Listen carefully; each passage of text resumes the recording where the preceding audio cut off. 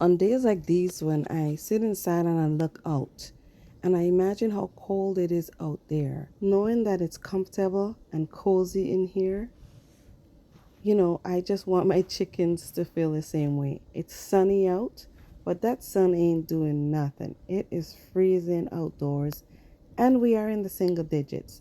So guess what? I'm gonna go head out there and I'm gonna go check on my chickens to see how they're faring, to make sure they're comfortable and that nothing goes amiss.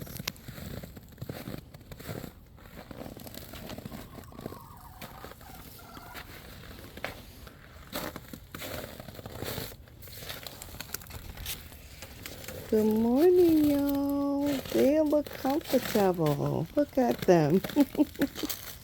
Everybody's here just doing their thing.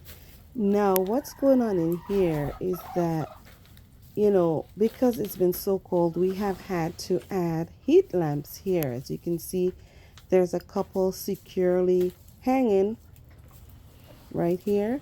And even though we have our automatic water set up, we have had issues this year with it. Last year in 2023, we used this setup because we were going to be gone for a couple weeks in December.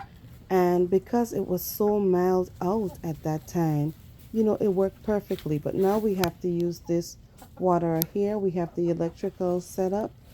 And this water here will last for a couple days, whereas the 55-gallon drum setup would last for a couple weeks and more.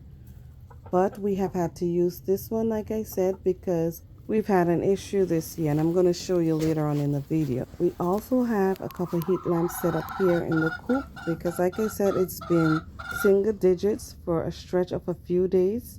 I have had them in here in the coop and indoor run. I did not let them at all out in the outdoor run. And because the temps have been in the single digits with a feel like of -0 degrees, we have had them in here in the indoor run, and that's an advantage of us being able to provide them with both an indoor run, which is secure, and also an outdoor run because they have adequate spacing in both areas. But they're in here, they look comfortable, they're doing normal chicken things, normal chicken activities in here. They're not fighting because, like I said, they have an adequate, safe, and functional space to thrive in. Now we make sure and come out here every single day to check on these chickens, to pick up our eggs, to make sure they have feed and water, and that we don't miss any signs of anything that shouldn't be going on in here, such as normal chicken behavior, sometimes just a quick eyeball to make sure that they're all healthy, and also to make sure that we don't have any unwanted guests in here. Also, we eyeball our infrastructure around here to make sure they're working. And look at this, guys. We have lost our watering system, and hence the reason, like I was saying earlier on in the video, we are now using a backup waterer, which is also electrical. So having a backup plan is always important. All right, now, so to be clear, we did use this watering system here, which, good morning. Sorry, girl, why you up there? What you about to do? To be clear, we did have this setup right here that we used efficiently, and it worked for us last year in 2023. And this is set up here with electrical heating tape, and it's wrapped around this 55-gallon barrel here and also insulated.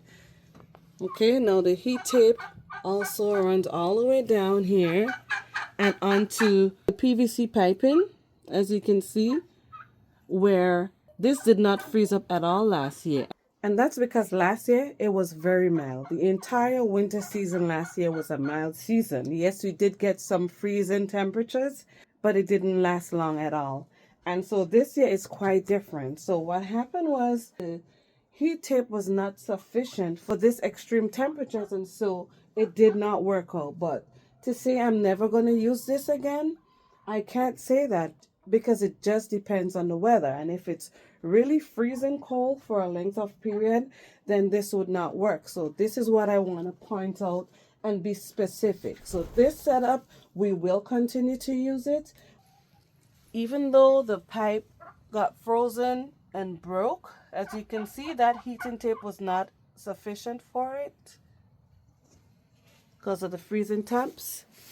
But for times when we have a length of period away from the chickens, we want to make sure we have automatic water set up for them and automatic feeder, so we are still going to use this.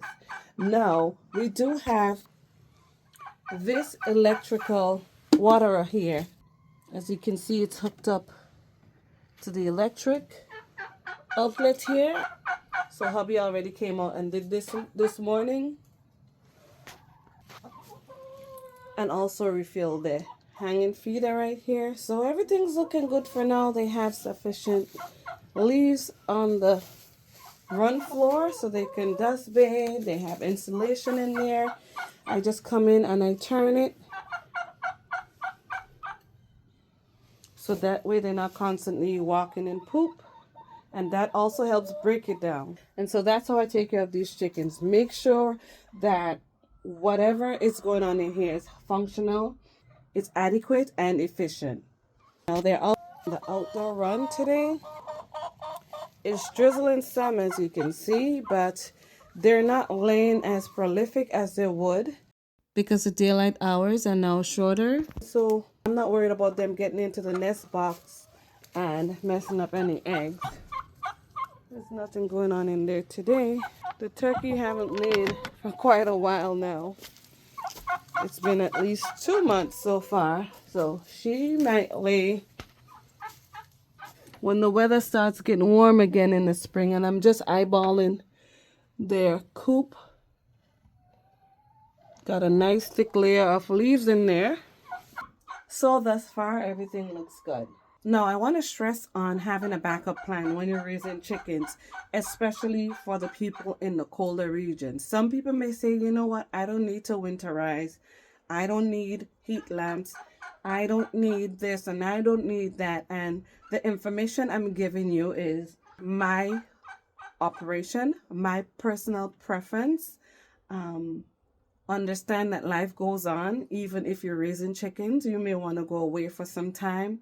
You may not be able to tend to the chickens because you have other priorities, but you also want to make sure that everything is in place and functional, like I said, and these chickens are taken care of adequately. So you make provisions for that, and you make sure that you do the best you can to take care of your flock. Whichever route you choose to go, it's totally up to you.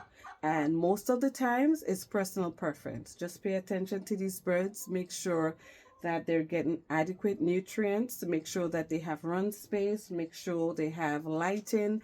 Make sure they have ventilation. And these are the most pressing and important factors when you're raising a flock. Well, for me, I should say, when I'm raising my flock. And so this is why I make sure that these birds get the best care while they are in my care. This is all for now. As always, thank you for watching, and I'll see you again next time right here on Fifi's Urban Homestead and Lifestyle.